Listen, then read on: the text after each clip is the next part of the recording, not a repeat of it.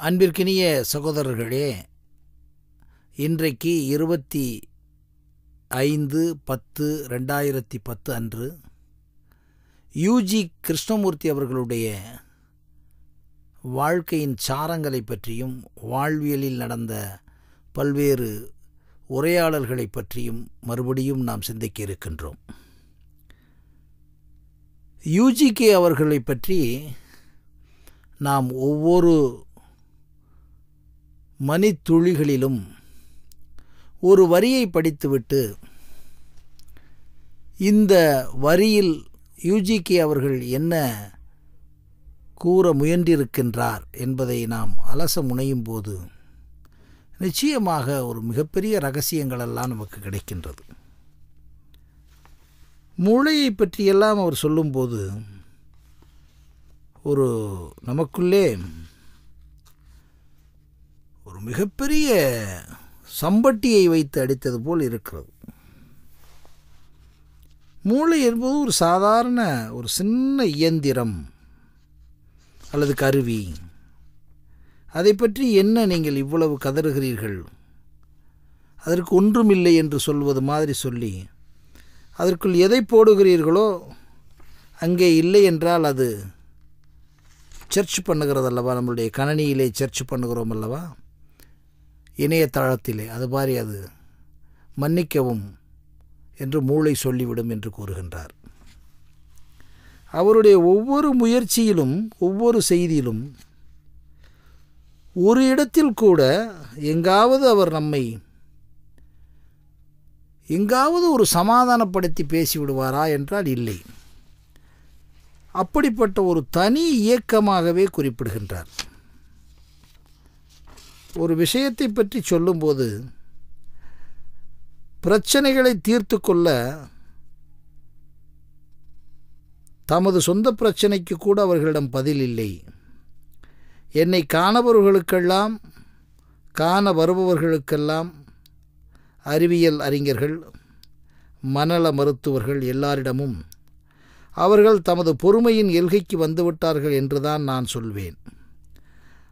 அவர்கள் பதில்களை தேடுவதனால் அவற்றை வேதாந்தம் அல்லது ஜென் புத்த மதத்தில் தேடக்கூடாது. அந்த மத பிரிவினரிடம் அவர்களுடைய பிரச்சனைகளுக்கான பதில்கள் இல்லை. அறிவியல் அறிஞர்கள், மனநல வல்லுநர்கள் தமது பதில்களை அவ்வாறு பதில்கள் ஏதோனும் இருந்தால் தமது சொந்த கட்டமைப்பிற்குள்ளே தேட வேண்டும். அப்போதுதான் மனித குலம் விஷயங்களை வேறு விதமாக பார்ப்பதற்கு அவர்களால் உதவ முடியும். ஆனால் பின்னால் சென்று எதையும் மறுபடியும் உயிர்ப்பிக்கும் வழியே கிடையாது என்று கூறுகின்றார். இப்போ இதை நாம் படிக்கும்போது அவருடைய கருத்துக்களை நாம் இன்னும் ஆழமாக சிந்திக்கும்போது அவர்களுடைய சொந்த கட்டமைப்பிற்குள்ளேயே தேட வேண்டும் என்பது தான் நமக்கு இங்கே ஹைலைட்டாக இருக்கிறது. ஏனென்றால் ஒவ்வொருவருடைய பிரச்சனையும் அவரவர்களுக்குள்ள எழுந்த ஒன்றுதான். இன்னொருவர் அவர்களுக்குள்ளே செலுத்தி இருந்தாலும், உதாரணமாக பணப்பிரச்சனையோ அல்லது குடும்ப பிரச்சனையோ அல்லது அவர்களுடைய குழந்தைகள் வழியாக பிரச்சனை, எல்லாமே ஒரு தனி மனிதன் உருவாக்கிய ஒன்றுதான். சில நேரங்களில் அவருடைய சூழலினால் வந்தால் கூட அந்த தனி மனிதனால் அதை இயங்கி அதை எதிர்த்து கீழே தள்ளிவிட முடியாமல் இருப்பதனால்தான் அந்த மனிதனுக்கு அந்த பிரச்சனைகள் தோன்றியிருக்கும்.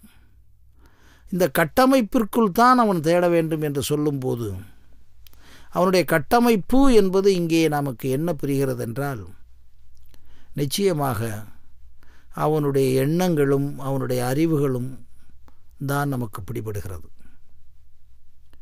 ஆக அவனுடைய எல்லா பிரச்சனைகளுக்கும் தீர்வு காண ஜென் புத்தகத்தையோ ஜென் மதத்தையோ புத்த மதத்தையோ வேதாந்தத்தையோ தேடிக்கொண்டிருக்காதீர்கள் என்பதைத்தான் அவர் கூறுகின்றார். ஏனென்றால் வேதாந்தமோ பகவத்கீதையோ பைபிளோ மற்ற எல்லா மறைநூல்களுமோ அவரவர்களுடைய உணர்வுகளிலிருந்து வெளிவந்தவைகள். புத்தருடைய தத்துவங்கள் புத்தர் உணர்ந்து வந்தவைகள். ஆக ஒவ்வொரு தனி மனிதனும் தன்னுடைய கட்டமைப்பிற்குள் தேடி அவன் வாழலாம். அப்படி வாழும்போது தான் அவனுக்கு மனித குலத்திற்குரிய விஷயங்கள் அவனுக்கு எளிமையாக பிடிபடும் என்று கூறுகின்றார். இதிலிருந்து அவர் யுஜி கிருஷ்ணமூர்த்தி சொல்லுவதில் நமக்கு என்ன உடன்பாடு ஏற்படுகிறது என்றால், உன்னுடைய விதியை, நீ சொல்லிக் கொண்டிருக்கின்ற விதியை, நீ காயின் பண்ணி இருக்கக்கூடிய விதியை, வாழ்க்கையை நீ மட்டுமே நிர்ணயிக்க முடியும் என்பதை யுஜிகே சொல்வதாகத்தான் சொல்கிறது. அந்த நீ என்பதில் என்ன அடக்கம் இருக்கிறது என்பதை பார்க்கும்போதுதான் உன்னுடைய கட்டமைப்பு என்று கூறுவது விளங்குகிறது. அந்த கட்டமைப்பு என்பது எப்படி நமக்கு விளங்குகிறது என்றால், அவனுடைய உடலியல் ரீதியாக அவனுக்கு பிரச்சனைகள் வந்தால் அந்த பிரச்சனைகளை நிச்சயமாக ஒரு மருத்துவர் அல்லது மருத்துவ உலகம் அதை சரி பண்ணிவிடும். ஆனால் அவனுடைய மூளையில் நடந்து கொண்டிருக்கின்ற, அவனுடைய அறிவினுடைய சுழற்சியில் நடந்து கொண்டிருக்கிற விஷயங்களை அவன்தான் தேடி பிடிக்க வேண்டும். இதை விட்டுவிட்டு அவன் வேதாந்தத்தை தேடுவதோ மற்ற மதங்களை தேடுவதோ எல்லாவற்றையும் அவர் உடைத்தெறிகிறார். ஏனென்றால் நீயாகவே இரு என்பதுதான் இதிலே நமக்கு மிக மிக அதிகமாக தென்படுகிறது. அவன் ஒவ்வொரு வினாடியும் ஒவ்வொரு மனிதனும் ஆனந்தமாக இருக்க வேண்டும் என்று நினைக்கிறார்கள். அவர் மேலை நாடுகளாக இருந்தாலும் சரி, கம்யூனிச நாடுகளாக இருந்தாலும் சரி என்று யுஜிகே அவர்கள் கூறுகின்றார்கள்.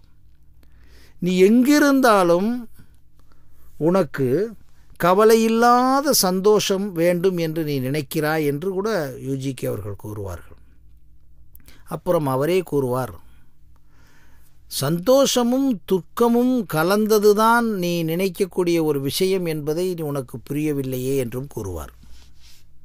அதை போன்றே உன்னுடைய அத்தனை பிரச்சனைகளுக்கும் நீ தேடிக்கொண்டிருக்கிறாய் இன்னொன்றை. அந்த இன்னொன்று என்பது உன்னிலிருந்து வேறுபட்டது என்பதை புரிந்து கொள். புத்தருடைய விஷயங்களை நீ கேட்கிறாய், வள்ளுவத்தை படிக்கிறாய். நீ ஏன் அந்த விஷயமாக மாற முடியவில்லை என்றால், அவர் உணர்ந்தது அவ்வளவுதான்.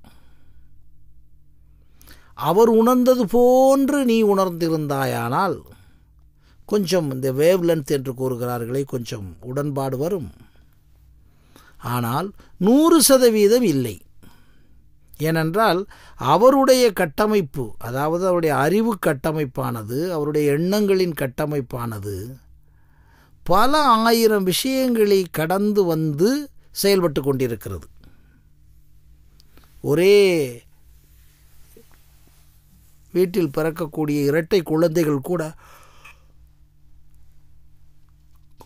முழுவதுமாக ஒன்றாக இருக்க முடியாது என்று தெரிந்த விஷயமாக இருந்தாலும் கூட, அந்த கட்டமைப்பு, அந்த அறிவு கட்டமைப்பில் நிச்சயமாக ஒரு துளி வேறுபடுவதல்ல.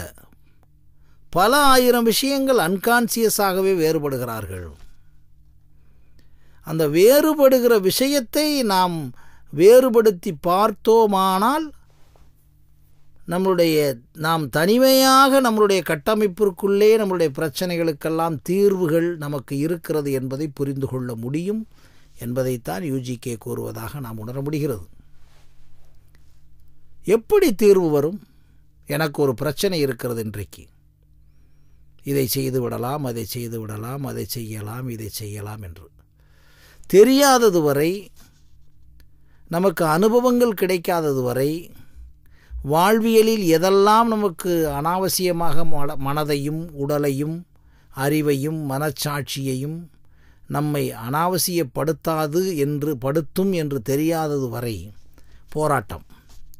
ஓரளவுக்கு ஒரு குறிப்பிட்ட வயதிற்கு பிறகு எக்ஸ்ட்ராடினியாக இருப்பதை பற்றி நாம் பேச முடியாது. குறிப்பிட்ட வயதிற்கு பிறகு இவைகளெல்லாம் நம்மை அனாவசியப்படுத்துகின்றன, இவைகளெல்லாம் நம்மை அவசரப்படுத்துகின்றன, இவைகளெல்லாம் நம்மை அவசியப்படுத்துகின்றன.